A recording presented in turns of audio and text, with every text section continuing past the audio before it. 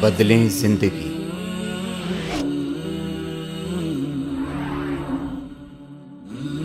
زیتون T V. ایک دعا ہے اور دعا جو رسول کریم صلی اللہ علیہ وسلم سے منقول ہو،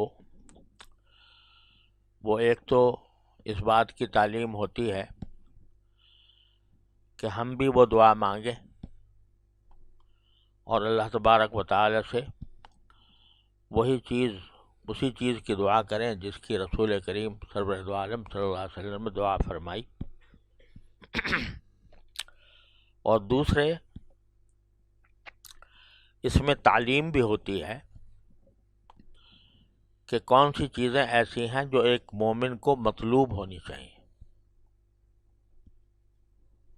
کیونکہ سرکار دو عالم صلی اللہ علیہ وسلم نے جو چیز بھی مانگی وہ ایسی مانگی ہے کہ جو ایک مومن کو مطلوب ہوتی ہے، یعنی اس کی خواہش ہونی چاہیے، اس کے مطابق اپنی زندگی کو ڈھالنے کی فکر ہونی چاہیے۔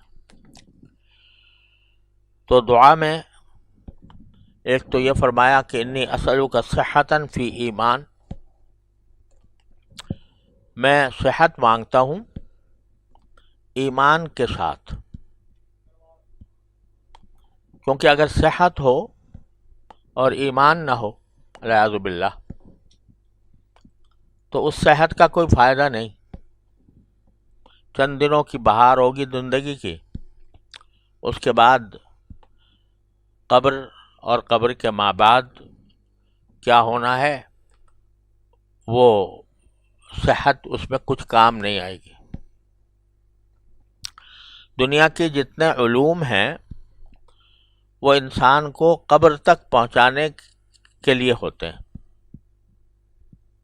جو کوئی ہو علم ہو، چاہے وہ سائنس ہو، چاہے انجینئرنگ ہو، چاہے ڈاکٹری ہو، چاہے کوئی اور سائنس ہو، وہ یہ ہے کہ بھائی جب تک تم زندہ ہو تمہارے لیے یہ ہم تمہیں بتلا رہے ہیں کہ یہ کرو اور یہ نہ کرو۔ اور اسلام کی تعلیمات شروع ہوتی ہیں قبر ہی سے، کہ قبر میں کیا ہونا ہے اور قبر کے بعد کیا ہونا ہے۔ تو اگر صحت ظاہری حاصل ہو گئی اور آدمی نے وہ غفلتوں میں گنوا دی تو ہو سکتا ہے کہ قبر تک جاتے جاتے وہ خوش رہے، لیکن قبر کے بعد جو دنیا آنے والی ہے، جو زندگی آنے والی ہے، جو ابدی ہے اور دائمی ہے، کبھی ختم نہیں ہوگی، اس کی کوئی ضمانت صرف صحت سے حاصل نہیں ہوتی جب تک اس کے ساتھ ایمان نہ ہو۔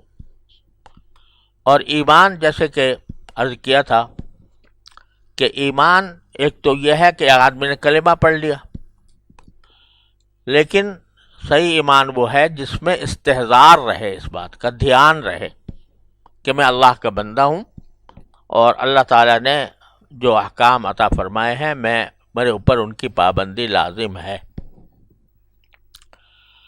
تو ایک تو یہ مانگا۔ دوسرے، ایماناً فی حسن خلق، یعنی ایمان ہو لیکن اخلاق اچھے نہ ہوں تو بھی فائدہ مند نہیں، کیونکہ بد اخلاقی کی وجہ سے کم از کم عارضی طور پر جہنم کا سامنا کرنا پڑے گا۔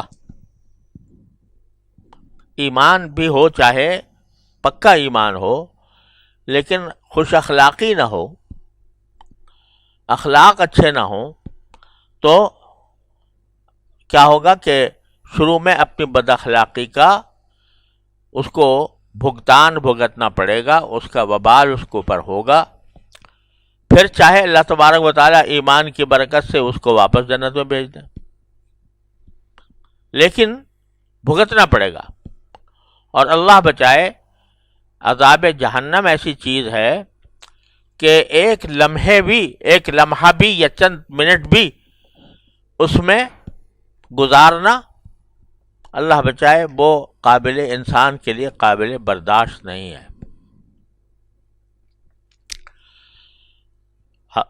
نبی کریم صلی اللہ علیہ وسلم نے فرمایا اپنے چچا ابو طالب کے بارے میں، جنہوں نے قدم قدم پر رسول کریم صلی اللہ علیہ وسلم کی مدد کی اور اپنی ساری برادری سے لڑائی مول لی رسول کریم صلی اللہ علیہ وسلم کی خاطر، لیکن آخر وقت تک ایمان نہ لا سکے۔ تو آپ لوگوں نے پوچھا کہ ان کا کیا انجام ہوگا، تو آپ نے فرمایا سب سے کم تر ہلکا عذاب ابو طالب کو ہوگا، لیکن وہ اس طرح ہوگا کہ ان کے پاؤں میں آگ ہوگی، پاؤں پر صرف، لیکن ایسی ہوگی کہ اس سے ان کا دماغ کھول رہا ہوگا۔ اللہ بچائے۔ سب سے کم تر، سب سے خفیف، سب سے ہلکا عذاب یہ ہوگا۔ تو ایک مومن اگر اپنے ایمان کی وجہ سے چاہے آخر میں جنت میں چلا جائے، لیکن جو اپنے اعمال اور اخلاق کی جو سزا بھگتے گا وہ بھی کوئی نہ کوئی ایسی نہیں ہے کہ جو آدمی کے لیے قابل برداشت ہو۔ ایک لمحے کی سزا بھی قابل برداشت نہیں ہوتی۔ اس لیے ایمان کے ساتھ حسن اخلاق لازمی ہے۔ اور جو دو باتیں کل میں پچھلے اتوار کو میں نے عرض کی تھیں وہ خاص طور پر، کیونکہ حسن اخلاق کیا ہے کہ نبی کریم سرور عالم صلی اللہ علیہ وسلم کی سنت کی اتباع۔ حضرت عائشہ صدیقہ رضی اللہ تعالیٰ عنہ سے پوچھا گیا کہ نبی کریم صلی اللہ علیہ وسلم کے اخلاق کیسے تھے، تو آپ نے فرمایا کہ آپ کے اخلاق قرآن میں دیکھ لو، جو قرآن کے اندر جو ہدایات ہیں وہ ساری آپ کے اخلاق۔ تو اس لیے ایمان کافی نہیں ہے، بلکہ ایمان کے ساتھ حسن خلق ہونا چاہیے۔ اس میں سبھی کچھ آ گیا، سرکار دو عالم صلی اللہ علیہ وسلم کے اخلاق و آداب، اس کے اوپر کتابیں چھپی ہوئی ہیں۔ احادیث میں صحابہ کرام نے کوئی چیز چھوڑی نہیں جو رسول کریم صلی اللہ علیہ وسلم کی سیرت و سنت سے متعلق انسان کو ہدایات ملتی ہیں، وہ تفصیل کے ساتھ بیان فرما دی ہیں۔ تو آدمی کو چاہیے کہ رسول کریم صلی اللہ علیہ وسلم کے اخلاق و آداب وہ سیکھے، بلکہ کرنا چاہیے کہ اپنے ہر گھر میں سیرت کا اور نبی کریم صلی اللہ علیہ وسلم کی سنتوں کا کوئی تذکرہ ایسا ہو کہ جس سے آدمی کو ہدایت حاصل ہو اپنے اخلاق کے بارے میں۔ اور خاص طور پر جو دو چیزیں میں نے عرض کی تھیں، ایک غصہ اور ایک نفسانی خواہش، جنسی خواہشات، یہ دو بنیاد ہیں جن سے اخلاق خراب ہوتے ہیں۔ تو ان کو مٹانے کی ضرورت ہوتی ہے، اور اس کو مٹانے کے لیے مجاہدہ کرنا پڑتا ہے، اور صوفیاء کرام نے بڑے بڑے مجاہدے کرائے ہیں اسی غصے کو مٹانے کے لیے، اور اسی نفسانی خواہش کو مغلوب کرنے اور اپنے قابو میں کرنے کے لیے مجاہدات کرائے ہیں حضرات صوفیاء کرام نے۔ آپ نے شاید واقعہ سنا ہوگا، حضرت شاہ عبد القدوس گنگوئی رحمۃ اللہ علیہ کے ایک خلیفہ تھے، وہ چلے گئے خلافت لے کر اپنے ملک بلخ میں۔ ان کے جو صاحبزادے تھے جب تک والد حیات تھے تو بے فکری میں وقت گزارا، جیسے صاحبزادوں کے نخرے ہوتے ہیں، تو وہ صاحبزادگی میں سارا وقت گزار دیا اور اپنے والد سے وہ دولت حاصل نہ کر سکے۔ بعد میں جب حضرت ان کے والد کی وفات ہو گئی تو خیال آیا کہ ساری دنیا میرے والد سے فیض اٹھا کر چلی گئی اور میں محروم رہ گیا۔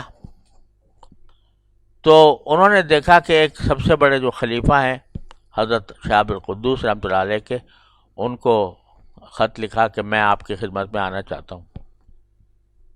تو جب ان کے کو پتہ چلا کہ بھئی میرے شیخ کے صاحبزادے آ رہے ہیں، تو انہوں نے زبردست استقبال کی تیاری کی اور استقبال کیا اپنے سارے رفقا کے ساتھ، اور جا کھان کے لیے بہترین کھانوں کا انتظام کیا، دعوت کی۔ جب یہ سب کچھ ہو چکا تو انہوں نے کہا کہ حضرت میں یہاں دعوتیں کھانے لیے آیا تھا، میں تو اس لیے آیا تھا کہ جو دولت آپ اپنے ہمارے والد سے لے کر گئے، اس دولت کا کچھ حصہ بھی مجھے بھی مل جائے۔ تو شیخ نے کہا کہ اچھا اگر یہ بات ہے تو پھر آج سے ساری دعوتیں ختم، اور یہ سب سارا عیش و آرام جو آپ کو دیا جا رہا ہے یہ ختم۔ اب آ کر آپ کا کام یہ ہوگا کہ ہمارے مسجد کا جو حمام ہے وہ جھونکا کریں۔ پہلے حمام ہوتے تھے نا گرم پانی کرنے کے لیے، اس میں آگ لگائی جاتی تھی، تو بس حمام کی نگرانی اور اس میں آگ جھونکنا یہ آپ کا کام ہوگا، حمام پر بیٹھے رہنا وہیں پر۔ اب وہ حمام جو ہے وہ جھونک رہے ہیں، تو شیخ نے ایک مرتبہ کسی بھنگن سے کہا، جو کچرا اٹھانے والی، کہ ذرا اس کے پاس سے گزر جانا، جب وہ حمام پہ بیٹھا ہوگا تو اس کے پاس سے گزر جانا۔ تو وہ پاس سے گزری، تو شیخ نے پوچھا کیا ہوا تم پاس سے گزری تھی؟ کہا کہ جی انہوں نے مجھے بڑا سخت ڈانٹا کہ تیری یہ مجال کہ میرے پاس سے ہو کر گزر رہی ہے، یہ کچرے کا گندگی کا ٹوکرا لے کر، پتہ نہیں تمہیں میں کون ہوں، میں فلاں اتنے بڑے بزرگ کا بیٹا ہوں، اور تو میرے پاس یہاں سے گزرتی ہے۔ تو کہا کہ ٹھیک ہے، پتہ چل گیا کہ کیا صورتحال ہے۔ کچھ عرصہ پھر وہ حمام جھونکتے رہے، تھوڑے دنوں کے بعد اس سے کہا بنگن سے کہ ایسا کرنا کہ ذرا تو پہلے جتنی قریب سے گزری تھی اس سے زیادہ قریب ہو کر گزر جانا، اور اس ٹوکرے میں زیادہ گندگی لے کر گزرنا۔ وہ گزری تو پوچھا کیا ہوا؟ کہا کہ جی اس مرتبہ آپ مجھے ڈانٹا تو نہیں، لیکن ایک بہت ہی ترچھی نگاہ سے مجھے دیکھا، اور ترچھی نگاہ سے کہ بس دیکھ کے خاموش رہے۔ تو شیخ نے کہا کہ خیر الحمدللہ کچھ فائدہ ہو رہا ہے۔ آگے کچھ عرصے کے بعد پھر اس سے کہا کہ ایسا کرنا قریب سے گزرنا، اور ٹوکرے میں سے کچھ کچرا جو ہے وہ بھی پھینک دینا اس کے اوپر۔ تو جب وہ گزری تو کچرا بھی تھوڑا سا پھینکا، تو پوچھا کیا ہوا؟ کہا کہ اس مرتبہ تو انہوں نے مجھے اپنی تو کچھ پرواہ نہیں کی، مجھ سے کہا کہ تیرے چوٹ تو نہیں لگی؟ کہا کہ الحمدللہ۔ تو یہ جو دماغ میں خناس ہوتا ہے انسان کے، یہ آسانی سے نہیں جاتا، یہ بڑے مجاہدوں سے جاتا ہے۔ یہ غصے کا خناس، اپنی بڑائی کا خناس دل میں، یہ مجاہدوں سے، بڑے مجاہدوں سے گزرنا پڑتا ہے، تب اس کا علاج ہوتا ہے۔ حضرت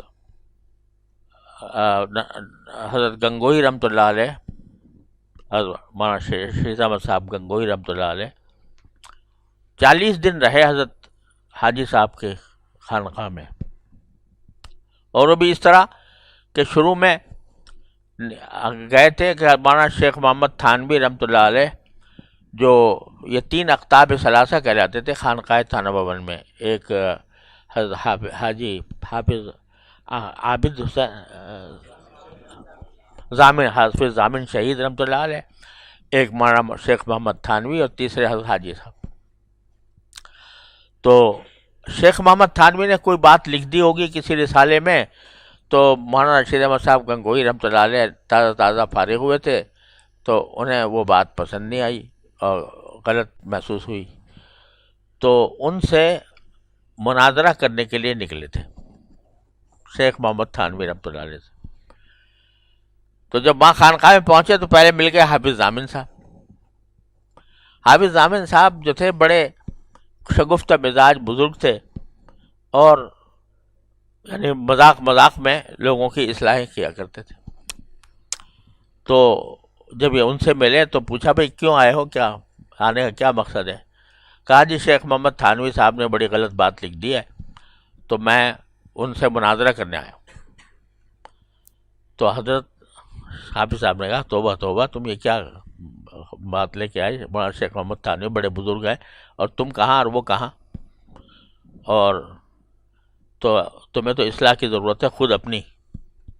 تو ایسا کرو وہاں مت جانا شیخ محمد صاحب کے پاس, سیدھے حاجی صاحب کے پاس چلے جاؤ. تو حاجی صاحب کے پاس پہنچ گئے اور وہاں بیعت ہو گئے اور 40 دن مسلسل پھر وہیں قیام کیا. ایک ہی کپڑا لائے تھے, کپڑے پہنے اسی کو دھوتے اسی کو پہن لیتے. 40 دن کے بعد حضرت گنگوہی رحمۃ اللہ علیہ نے ان کو فارغ کیا. تو اس دوران ایک مرتبہ حضرت حاجی صاحب نے حضرت گنگوہی کے گھر پہ دعوت کی کہ آؤ میرے ساتھ کھانا کھانا. تو اپنے جو سامنے دسترخوان پر اپنے تو رکھ لیے کوفتے اور ان کے سامنے رکھ دی دال کھانے کے لیے. تو اتنے میں آگے حافظ ضامن صاحب, وہ ویسے ہی بڑے یعنی دل لگی کرنے والے آدمی تھے. انہوں نے کہا مولانا یہ کیا آپ کر رہے ہیں, یہ خود تو کھا رہے ہیں کوفتے, اپنے مرید کو کھلا رہے ہیں دال. تو حضرت نے جواب میں کہا کہ یہ بھی اس کے شکر ادا کرے کہ اس کو اپنے ساتھ بٹھا کے کھلا رہا ہوں, ورنہ حق تو یہ تھا کہ اس کے روٹی کے اوپر دال رکھ کے اس کو دروازے کے پاس بٹھا دیتا کہ جلے کھا. یہ فرمایا اور پھر ان کے چہرے کو دیکھا حضرت گنگوہی رحمۃ اللہ علیہ کے, دیکھا تو کوئی تغیر نہیں آیا تھا اس جملے سے. تو مطلب یہ کہ جو مادہ تھا خود پسندی کا, عجب کا, بڑائی کا, وہ مادہ فنا ہو گیا. چنانچہ جب رخصت کیا تو یہ فرمایا کہ میاں رشید احمد, ہمیں جو کچھ تمہیں دینا تھا وہ دے دیا, اب جاؤ اپنے کام میں لگو, اور کوئی حالت خاص ہو تو ہمیں بتا دینا, ہمیں لکھ دینا. تو یہ کیا ہوا, یہ جو آج کل لوگوں نے سمجھا مذہبی بتا دیے شیخ نے, وہ کر رہے ہیں بیٹھے ہوئے بس. یہ جو دماغ کا خناس ہے یہ مشکل سے جاتا ہے, اس کے لیے مجاہدے کرنے پڑتے ہیں. تو حضرت نے اس طریقے سے ان کو رخصت کیا. پھر اللہ تعالیٰ نے ان کو جو مقام بخشا تھا وہاں جا کے کافی بہت عرصہ ایسا گزرا کہ ایک استرغاق کی سی حالت تھی. مدتوں خط نہیں لکھا حضرت کو, حضرت حاجی صاحب کو. حضرت حاجی صاحب نے خود خط لکھا کہ مدت سے عزیز کا حال معلوم نہیں ہوا تو اپنے حال سے مطلع کریں. تو جواب میں حضرت گنگوہی نے لکھا کہ حضرت اپنا حال بے حالی کیا عرض کروں, لیکن آپ کی صحبت سے الحمدللہ یہ محسوس کرتا ہوں کہ امور شرعیہ امور طبعیہ بن گئے. شریعت طبیعت بن گئی ہے, یعنی طبعاً شرع کے خلاف طبیعت مائل ہی نہیں ہوتی, اور مادح اور ذام یکساں ہو گئے ہیں. کوئی تعریف کر رہا ہو یا کوئی مذمت برائی کر رہا ہو, دونوں ایک جیسے ہو گئے. یعنی نہ اس کا کوئی دل پہ اثر ہوتا ہے نہ اس کا کوئی اثر ہوتا ہے؟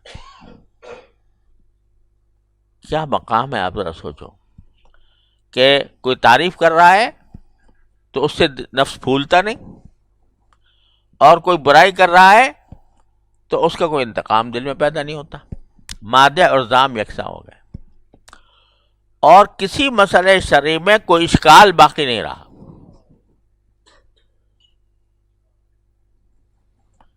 جب یہ خط حضرت حاجی صاحب کو پہنچا تو انہوں نے سر پر رکھ لیا اور کہا کہ یہ بات تو ہمیں بھی حاصل نہیں ہے جو اللہ تعالیٰ نے ان کو عطا فرما دی. تو مجاہدوں سے ہوتا ہے. یہ جو غصہ ہے یہ آسانی سے نہیں جاتا، مجاہدہ کرنا پڑتا ہے. اور مجاہدہ پہلے تو صوفیاء کرام کرایا کرتے تھے کہ ان کے پاس مدتوں رہے، آدمی رگڑے کھائے، ڈانٹ ڈپٹ سنے، تو اس کے بعد دماغ سے یہ خناس نکلتا تھا. لیکن اب نہ وہ ہمتیں رہیں، نہ وہ وقت رہے کہ آدمی کسی کے پاس جا کر اپنے آپ کو پامال کرے. قال را بگزار صاحب حال شو، پیش مرد کامل پامال شو. مانا فرماتے ہیں کہ قال جو ہے نا، باتیں، صرف باتیں کرنے والا نہ بنو، صاحب حال بنو. صاحب حال کے معنی یہ کہ وہ کیفیات جو مطلوب ہیں وہ تمہارے طبیعت کے اندر رس بس جائیں. اور اس کا طریقہ کیا ہے؟ پیش مرد کامل پامال شو. کسی کامل مرد کے سامنے جا کر پامال کرو اپنے آپ کو، تو پھر وہ بنے گا کہ دانہ خاک میں مل کر گلے گلزار ہوتا ہے. تو ہوتا تو اصل راستہ یہ ہے، لیکن اب وہ ایسے بزرگ بھی نہ رہے، ایسے شیخ بھی نہ رہے، اور مریدین کے اندر بھی وہ طاقت اور وہ ہمت نہ رہی، وہ اخلاص نہ رہا. نتیجہ یہ کہ محروم ہو جاتے ہیں ہم لوگ اپنے ان بدخلقی پر قابو پانے میں ناکام ہو جاتے. تو راستہ اس کا ایک ہی ہے، وہ یہ اپنے اوپر زبردستی کرنا. یہ بار بار میں عرض کرتا ہوں آپ حضرات، اپنے اوپر زبردستی کرنا. جب تک آدمی اپنے اوپر زبردستی نہیں کرتا اس وقت تک وہ مقصود حاصل نہیں کر سکتا. یہ زبردستی ہم دنیا کے کاموں میں روز کرتے ہیں، دنیا کے کاموں میں روز یہ زبردستی کرتے ہیں. اٹھ کر جانے کو دل نہیں چاہ رہا، نیند آ رہی ہے، سستی ہو رہی ہے، مگر جائے گا کیونکہ ملازم ہے، جائے گا کیونکہ تاجر ہے، اس کو دکان کھولنی ہے، اس نے اپنا کام کرنا ہے. زبردستی دنیا کے ہر کام میں ہم کرتے ہیں، تو دین کے کام میں زبردستی یہ نہیں کرتے. وہاں سستی آ جاتی ہے، وہاں اب غلبہ ہو جاتا ہے کہ غصہ آ گیا تو بس آ گیا. بس غصے کے مقابلے میں کھڑے ہونے کے بجائے اشتعال کی حالت میں لوگوں کو جھاڑ دیا، برا بھلا کہہ دیا. تو یہ اس لیے کہ اپنے اوپر زبردستی کی عادت نہیں. یہ حضرات زبردستی کی عادت ڈلواتے تھے یعنی عملاً، تو اس لیے الحمدللہ اخلاق سنور جاتے تھے، غصہ ناپید ہو جاتا تھا. اور جیسا میں نے عرض کیا پچھلی مرتبہ کہ اگر کسی کو بعض اوقات ڈانٹنا پڑتا ہے تو اس کو اس کا طریقہ حضرت نے یہ بتلایا کہ اشتعال کی حالت میں نہ ڈانٹو، بلکہ جب ٹھنڈا ہو جائے اشتعال تو اس وقت چاہے مصنوعی غصہ کرنا پڑے تو مصنوعی طور پر کر لو، لیکن غصے کا اظہار حتی یہاں زبردستی کرنی ہے اپنے پر. اور کاظمین الغیظ، غصے کو پی جانے والے، والعافین عن الناس. تو بہرحال جو ارشاد ہوا ہے حدیث میں جو آپ نے مانگا وہ یہ کہ ایمان عطا فرما جو حسن خلق کے ساتھ ہو. اور حسن خلق کا واحد معیار سنت اتباع سنت ہے. واحد معیار، بالکل جچا تلا معیار وہ سرکار دو عالم صلی اللہ علیہ وسلم کی سنت ہے. آپ کے اخلاق، آپ کی رحم دلی، آپ کی مروت، آپ کا لوگوں کے ساتھ برتاؤ، ازواج کے ساتھ برتاؤ، اصحاب کے ساتھ برتاؤ، دشمنوں کے ساتھ برتاؤ، یہ سارا کا سارا نبی کریم صلی اللہ علیہ وسلم کی سیرت میں موجود ہے. اس کو پڑھنا ضروری ہے اور کچھ وقت نکال کر اپنے گھر والوں کے ساتھ بیٹھ کر سیرت کے ان ابواب کا مطالعہ کرنا چاہیے. اور اس سے خود بخود سرکار دو عالم صلی اللہ علیہ وسلم کی احادیث میں خود ایک نور ہے، وہ جب پڑھی جائے گی تو انشاءاللہ وہ نور بھی منتقل ہوگا.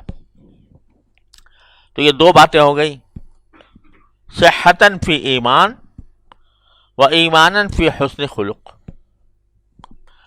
آگے فرمایا وَنَجَاحًا تُتْبِعُهُ فَلَاحًا،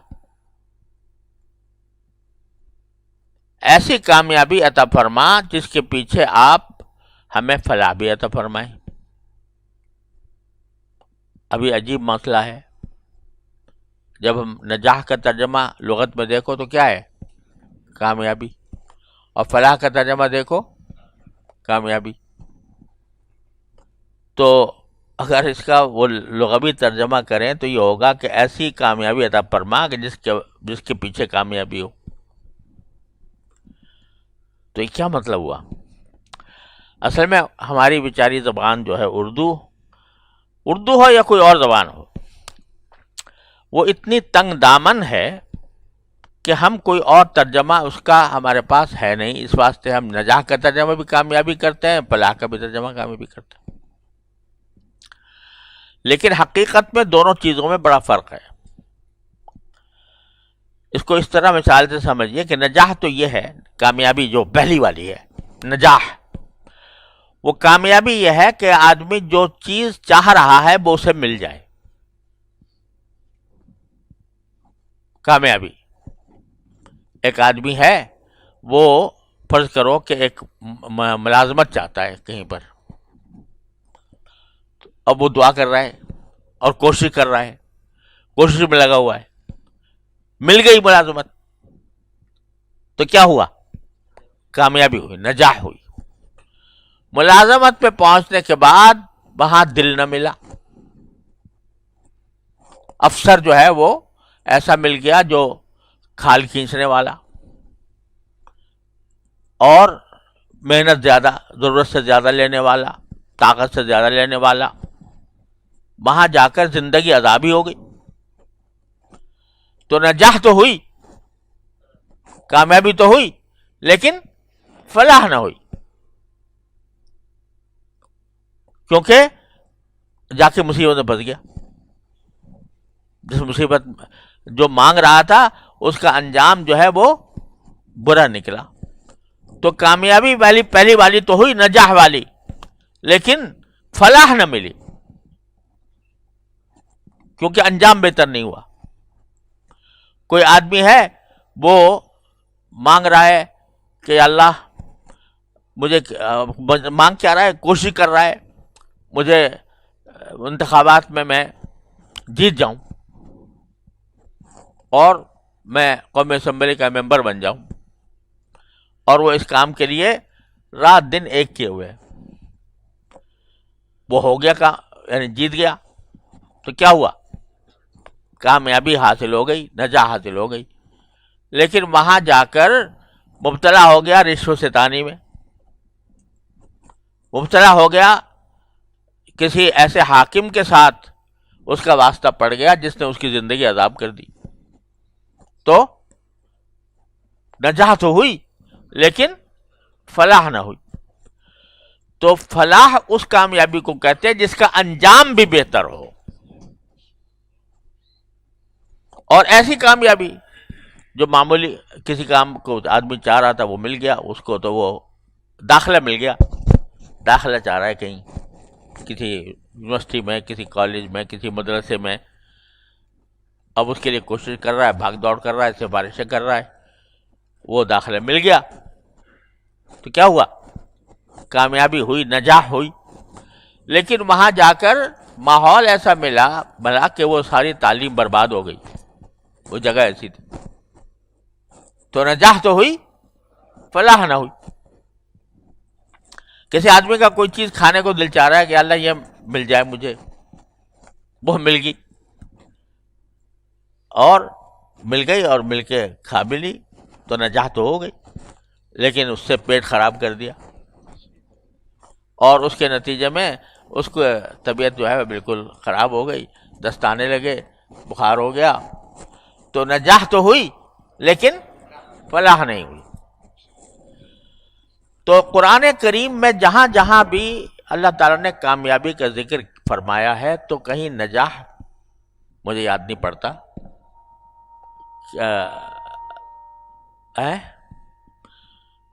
وہاں یہ نہیں فرمایا اولئک ھم المفلحون، پہلی سورہ بقرہ کی آیت میں، ھدی للمتقین الذین یؤمنون بالغیب ویقیمون الصلاۃ ومما رزقناہم ینفقون اولئک علی ھدی من ربہم واولئک ھم المفلحون. وہاں ناجحون نہیں فرمایا بلکہ مفلحون، کہ کامیابی جو ہے وہ در حقیقت جو ظاہری طور پر اپنی خواہش ہے وہ پوری ہو جائے تو اس کا نام لوگ کامیابی سمجھتے ہیں، اس کو کامیابی سمجھتے ہیں. لیکن انجام اس کا اگر خراب ہے تو وہ کامیابی تو ہے لیکن فلاح نہیں. قرآن کریم جہاں بھی کہتا ہے وہ فلاح کہہ رہا ہے، قد افلح المؤمنون الذین هم فی صلاتهم خاشعون. وہ فلاح وہ ان لوگوں کو، ان مومنوں کو ملے گی جو اپنے نماز میں خشوع اختیار کرتے ہیں. تو وہاں نجاح نہیں بلکہ فلاح. قرآن کریم حی علی الصلاح حی علی الفلاح، فلاح کی طرف بلا جا رہا ہے. تو نجاح مقصود نہیں ہے بلکہ فلاح مقصود ہے. تو اس لیے سرکار دو عالم صلی اللہ علیہ وسلم فرماتے ہیں دعا میں کہ نجاحاً تتبعہ فلاحا، ایسی نجاح، ایسی کامیابی عطا فرمائیے جس کے پیچھے آپ نے فلاح بھی رکھ دی ہو. اور فلاح میں دنیا کی بھی خوشحالی داخل ہے اور آخرت کی بھی خوشحالی داخل ہے. ایک آدمی جو ہے ساری زندگی مالدار ہو کر اس نے گزار دی، عیش و عشرت میں گزاری، مزے اڑائے، دولتوں کے انبار لگائے، حشم خدم کی کثرت تھی، کھانے پینوں کی کثرت تھی، سب کچھ دولتیں مہیا تھیں، لیکن آخر میں سب چھوڑ کے چل دیا، اور وہ دولت کے آخرت میں کچھ کام نہ آئی. تو بظاہر کامیابی تو ہوئی لیکن فلاح نہیں ہوئی. تو سرکار دو عالم صلی اللہ علیہ وسلم دیکھو کس طرح مانگتے ہیں، کس طرح مانگتے ہیں کہ مانگنے کی چیز کیا ہے، صرف نجاح نہیں بلکہ وہ نجاح جس کے نتیجے میں فلاح حاصل ہو. فلاح کا لفظ جب میں کب ترجمہ کر رہا تھا قرآن کریم کا، خاص طور پر انگریزی میں، تو اردو میں بھی سب ترجمے میں لکھا ہوا ہے وہی کامیاب ہیں، وہی کامیاب ہیں، اور انگریزی میں بھی سکسیسفل یہ کہ بھئی جو کامیاب، وہ لفظ استعمال کر لیتے ہیں. بہت کوشش کی کہ کوئی لفظ ایسا ملے جو فلاح کا صحیح مفہوم ادا کر دے، نہیں ملا. نتیجہ ہے کہ مجبور ہو کے وہی لفظ استعمال کیا. لیکن حقیقت میں فلاح کے اندر، فلاح کے کا مفہوم یہ کسی لغت سے حاصل نہیں ہو سکتا. اس کا یہ ایسا لفظ ہے کہ جس کا کوئی ترجمہ نہیں ہے، یعنی ایک لفظ میں ترجمہ نہیں. زیادہ سے زیادہ اگر کر سکتے ہیں تو یہ کہ انجام بخیر ہونے جن کا انجام بخیر ہو، زیادہ زیادہ یہ کر سکتے ہیں کہ بھئی میرا انجام بہتر ہو، تو اس کو کہہ دو کہ فلاح حاصل ہو گئی. لیکن کوئی اور لفظ اس معنی کو ادا نہیں کر سکتا. صرف کامیابی کے کہنے سے وہ مفہوم ادا نہیں ہوتا. فلاح وہی ہے جو اللہ جل جلالہ اپنے فضل و کرم سے ہر چیز میں عطا فرمائیں. اگر فرض کرو میں نے جو مثالیں دی ہیں اس میں جیسے کہ میں نے مثال دی کہ ایک جگہ ایک آدمی ملازمت چاہ رہا تھا اور اس کو مل گئی تو کامیابی تو ہو گئی، لیکن وہاں جا کر دل نہیں ملا، پریشانیاں اٹھانی پڑی تو فلاح نہ ملی. ایسا ہو سکتا ہے کہ نجاح ہو فلاح نہ ہو، اور ایسا بھی ہو سکتا ہے کہ نجاح نہ ہو اور فلاح مل جائے. یعنی وہ مانگ رہا تھا کہ فلاں ملازمت مل جائے مجھے، اس کو وہ مانگ رہا تھا، وہ نہیں ملی تو کامیابی نہیں ہوئی، لیکن اس سے بہتر کوئی چیز مل گئی، کوئی اس سے بہتر ملازمت مل گئی، کوئی اس سے بہتر پیشہ مل گیا، تو کیا ہوا؟ کامیابی تو نجاح تو نہ ہوئی لیکن فلاح مل گئی. تو اس لیے مانگنے کی چیز جو ہے اللہ تبارک و تعالیٰ سے وہ کیا ہے؟ فلاح ہے، کہ فلاح اے اللہ عطا فرما. خوشحالی اور خوش انجامی اس کا مرکب جو ہے وہ فلاح ہے، کہ جس کا دنیا کے اعتبار سے بھی اس میں بہتری ہو اور آخرت کے اعتبار سے بھی بہتری ہو، وہ ہے فلاح. تو نجاحا تتبعہ فلاحا. تو ایک صحت مانگی ایمان کے ساتھ، ایمان مانگا حسن خلق کے ساتھ، اور کامیابی مانگی فلاح کے ساتھ. تو پتہ چلا کہ اصل چیز مانگنے کی اور اصل چیز دوڑ دھوپ کرنے کی وہ فلاح ہے. اور جب ٹھیک ہے بعض اوقات انسان جس چیز کو اچھا سمجھ رہا ہوتا ہے وہ مانگتا ہے، کوئی حرج نہیں، مانگے، اور اس کی کامیابی بھی مانگے، کوئی حرج نہیں، لیکن ساتھ میں ایک قید لگا دے جو سرکار دو عالم صلی اللہ علیہ وسلم نے لگائی کہ اللہ ایسی کامیابی عطا فرما جس میں فلاح ہو. ایک آدمی چاہتا ہے کہ میری فلاں جگہ شادی ہو جائے اور دن رات اس کی کوشش میں لگا ہوا ہے، ہو گئی تو کامیابی ہو گئی، لیکن دل نہ ملا اور دونوں پریشان رہے تو کامیابی تو ہوئی لیکن فلاح نہیں ملی. اس کی جگہ کوئی دوسری جگہ دوسرا رشتہ ہو گیا، چاہے وہ خواہش کے مطابق تھا یا نہیں تھا، دوسری جگہ ہو گیا اور وہاں جا کر دل مل گیا، حالات بہتر ہو گئے تو فلاح حاصل ہو گئی اگرچہ نجاح نہیں ہوئی. لہذا جب بھی کوئی انسان مانگے تو ٹھیک ہے، یہ بھی کوئی حرج نہیں مانگنے میں کہ اللہ مجھے اس مقصد میں کامیابی دے دے، لیکن ساتھ ہی یہ کہ اس مقصد میں کامیابی فلاح کے ساتھ دے دے، اس کا انجام بھی بہتر ہو جائے، یہ مانگے. یہاں سے یہ بات معلوم ہو رہی ہے کہ سرکار دو عالم صلی اللہ علیہ وسلم اس بات پر متنبہ فرما رہے ہیں کہ جس چیز کو تم اچھا سمجھ رہے ہوتے ہو ضروری نہیں کہ ہمیشہ وہ تمہارے لیے اچھی ہو، لہذا مانگو ضرور، لیکن ساتھ اس کے یہ بھی مانگو کہ یا اللہ وہ مجھے دے دیجئے اور اس کا انجام بھی بہتر فرما دیجئے. دونوں چیزیں ملا کر مانگو. تو اب ہماری جو تمنائیں ہیں، آرزوئیں ہیں، خواہشیں ہیں، ان سب کو کیوں تابع فرما دیا فلاح کے، اور اسی طرف بلایا جاتا ہے حی علی الفلاح کہہ کر کہ فلاح کی طرف آ جاؤ.